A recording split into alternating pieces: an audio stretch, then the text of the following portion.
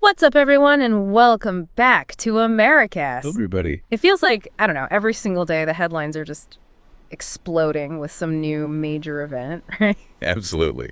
It's a lot to keep track of. Totally. So today, we're not just going to skim the surface. We're diving deep. We want to figure out what's really going on with some of the biggest stories hitting the news right now. Exactly. The world stage is incredibly active at the moment. You've got significant developments unfolding across multiple regions. Yeah. And it can be tough, to keep up and truly understand that bigger picture. Totally. Forget the endless doom scrolling, all right? Today, we're laser focusing on three huge GE developing stories. First up, we're breaking down the situation in Yemen, involving the Houthis and some pretty intense reported Israeli actions there. Yeah, it's a big one. Then we're heading over to South Asia to unpack the seriously escalating tensions between India and Pakistan. Our goal here is really to cut through some of the confusion, give you the essential insights you need to understand these complex and interconnected events. Yep. We'll be looking at different angles, trying to piece together a clearer picture of what's actually happening. All right, let's do it. Jump straight into Yemen. So we saw this statement from Donald Trump saying that supposedly the Houthis are wanting to chill out and stop fighting. Right. And because of that, the U.S. is apparently hitting pause on the bombings, which, that sounds kind of wild, right? It definitely raised eyebrows. Yeah. Trump presented it almost like a done deal. Yeah. He even mentioned some kind of Houthi promise not to attack ships anymore, claimed that was the whole reason for U.S. involvement in the first place. So yeah, it painted a picture of things maybe calming down. But then, almost immediately, a top Houthi dude completely shut that down. Not surprising, maybe. Called Trump's statement straight up lies.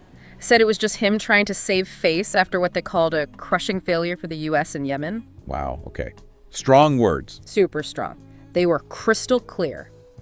Their blockade, the one targeting Israel, it isn't ending until the operation in Gaza is completely over. Period. Yeah, and that stark contradiction really highlights a critical challenge, doesn't it, in international diplomacy? Totally. The difficulty in just achieving consensus. Yeah. And how easily narratives can be, manipulated or misinterpreted, especially with war and peace stuff. Right.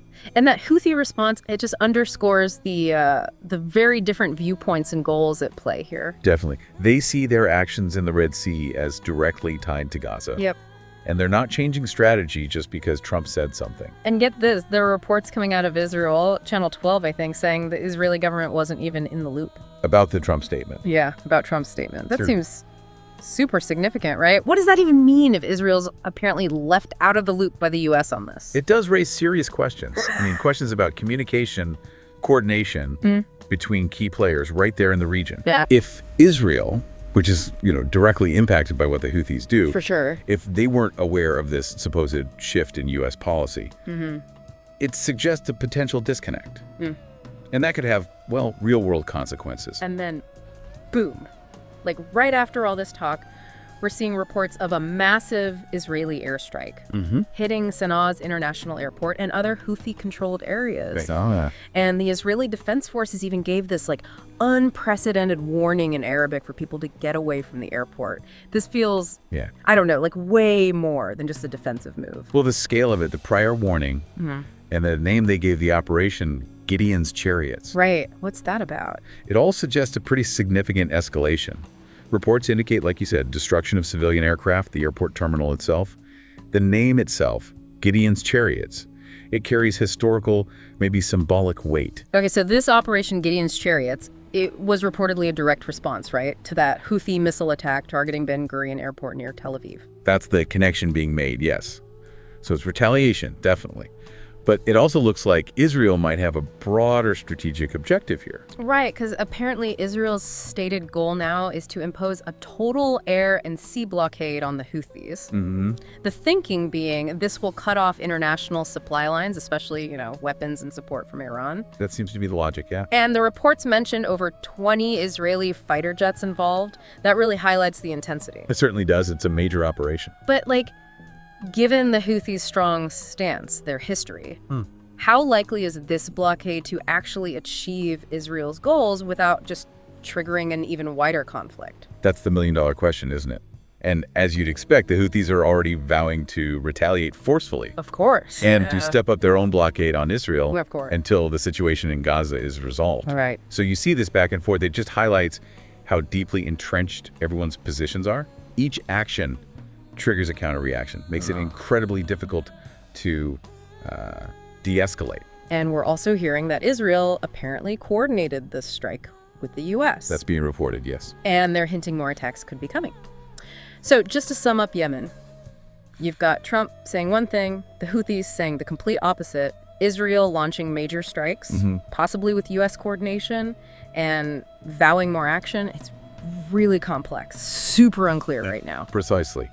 The situation in Yemen is marked by these conflicting narratives, a high level of uncertainty. It's vital to remember we're getting different accounts from different actors. Yeah.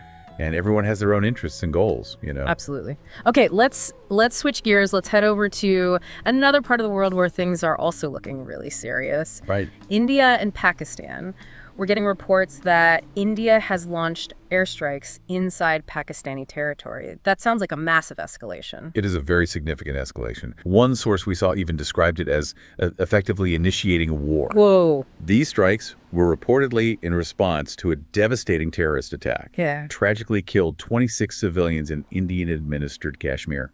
Oh, man. Okay. And this kind of direct military action between two nuclear-armed states, it just underscores the fragility of stability there. Yeah. And the ever-present danger of, miscalculation leading to something catastrophic. It's a reality that's been around since the Cold War, but it feels really urgent now. So India's saying they targeted 9 locations linked to militant groups, Lashkar-e-Taiba and Jaish-e-Mohammed. These are groups with a history in the region, right? Pakistan-based. Absolutely. They've been implicated in numerous attacks in India, especially in Kashmir. India is claiming these strikes were precisely targeted, just at terrorist infrastructure. Okay, but Pakistan's telling a different story. They are. They're reporting strikes hit 5 locations in Punjab province and Pakistani-administered Kashmir. Right. And they're saying some of these locations were religious seminaries. So, yeah, a pretty different picture being painted.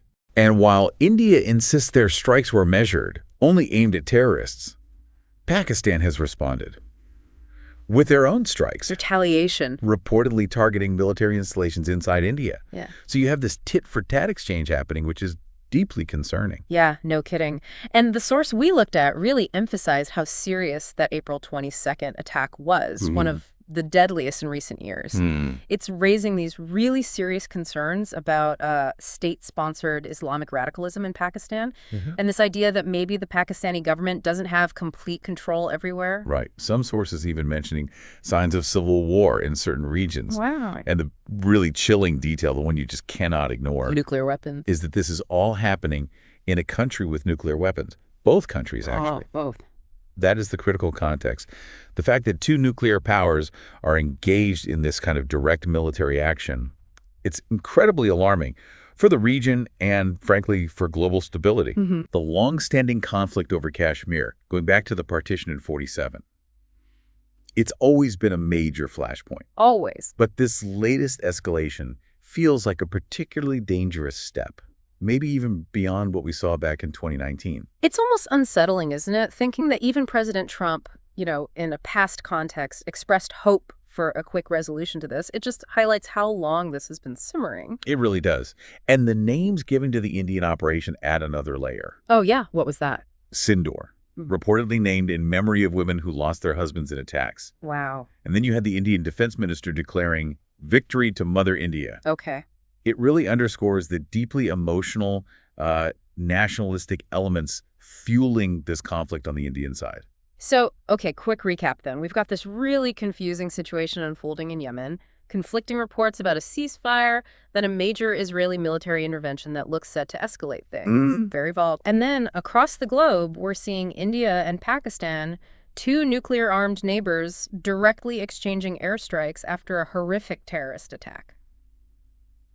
It definitely feels like a lot is happening all at once. It really does. And what's striking isn't just that these crises are happening, but the nature of them, right? You've got conflicting information muddying the waters in Yemen, direct military action between nuclear states. It paints a picture of a really volatile global landscape. It does. And these events, even though they're geographically separate, They really highlight the interconnectedness of global security challenges. Yeah. Actions in one region can have ripple effects. They can influence dynamics elsewhere. The uncertainty surrounding both situations is significant. Totally. And the potential for further escalation, well, it remains a very serious concern. All right, everyone. So as you're taking all of this in, maybe let's think about this. Yeah. Considering these multiple crises happening, simultaneously, what do you think are the biggest obstacles to achieving global stability right now? That's a good question. And how do these events in places that might seem far away actually have an impact on the world we all live in? It's, definitely a lot to process. It certainly is. These are complex issues, deep historical roots, significant geopolitical implications. They really warrant our careful attention. For sure. All right, that's going to wrap up our deep dive into these rapidly developing stories. Make sure you stay informed. Keep asking those tough questions. Definitely. And we'll catch you in the next AmeriCast. Peace.